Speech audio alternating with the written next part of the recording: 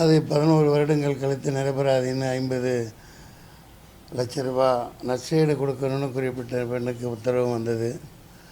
அப்புறம் இதெல்லாம் சொல்ல காரணம் இருக்குது. லேண்ட் கிராப்பிங்கில் கைது செய்யப்பட்டேன். இதே வீட்டுக்கு கீழே வாக்கிங் பண்ணிட்டு கீழே என்ன எதுன்னு எதுவுமே சொல்லலை. அவங்க பெருசாக செய்திகள் வந்தது. சிறைக்கும் போனேன். அந்த லேண்ட் கிராப்பிங் எல்ஜி அதில் இருந்தும் முழுக்க நிரபராதின்னு விடுதலை செய்யப்பட்டு 10 லட்ச ரூபா தமிழ்நாடு அரசுக்கான கவர்மெண்ட் கஜானாவிலேருந்து எனக்கு திருப்பி எனக்கு கிடைச்சது. நான் கட்டின தொகை. ஆனால் அதெல்லாம் வெளியில் செய்தியாக வராது. எனது ஏதாவது ஒன்றுன்னா தலையங்கத்தில் போடுவாங்க. இப்போ இங்கே வந்திருக்காங்களான்னு தெரியல. இரவு ஒரு பார்த்தேன். நானாக விமர்சனங்களையெல்லாம் கடந்து போயிடுவேன். சில நேரம் கடிஞ்சும் பேசிடுவேன். நான் யதார்த்தமான மனிதன்.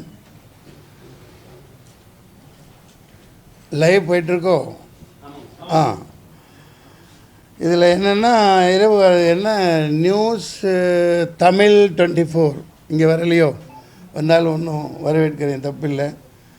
அதில் ஒருத்தர் நடுவில் உட்காந்துக்கிட்டு என்ன மன்சூர் அலி கானா அதிமுக அந்தளவு திறந்தாழ்ந்து போயிருச்சா, அவரெல்லாம் கூப்பிட்டு பேட்டி எடுக்கிற அளவுக்கு சீட்டு கொடுக்குற அளவுக்கு நல்லா பேசியிருந்தாங்க.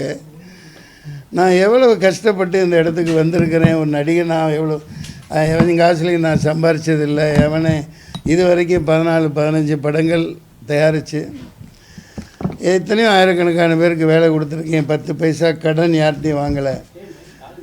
நான் சம்பாதித்து இதே இடத்துலேருந்து ரியல் எஸ்டேட் பண்ணி சம்பாரித்து 10 கோடிக்கு மேலே செக் பேசிஸில் கடன் கொடுத்து இன்றைக்கி சென்னை முழுக்க என்கிட்ட கடன் வாங்கினவங்க இருக்காங்க.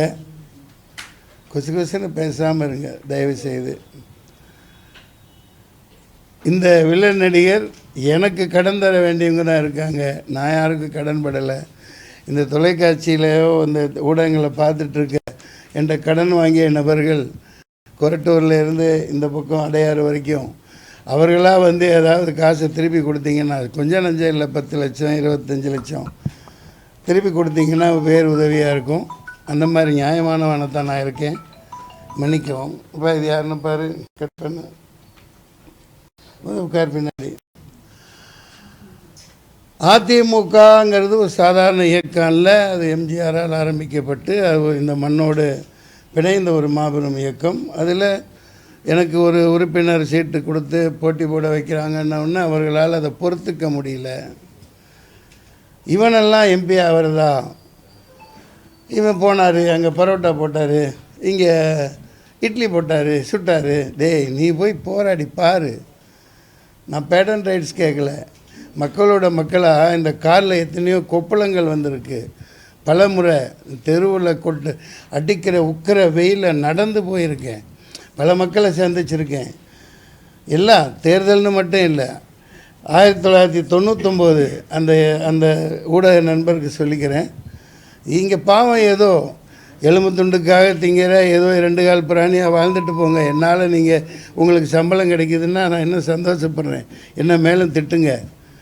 ஆனால் என்னை தரம் தாழ்த்துற மாதிரியோ என்னை மட்டம் தட்டி நீங்கள் மேலுக்கு வரலான்னெல்லாம் அந்த ஊடகமும் நினைக்க வேணாம், அங்கே வேலை செய்கிறவங்களும் நினைக்க வேணாம்.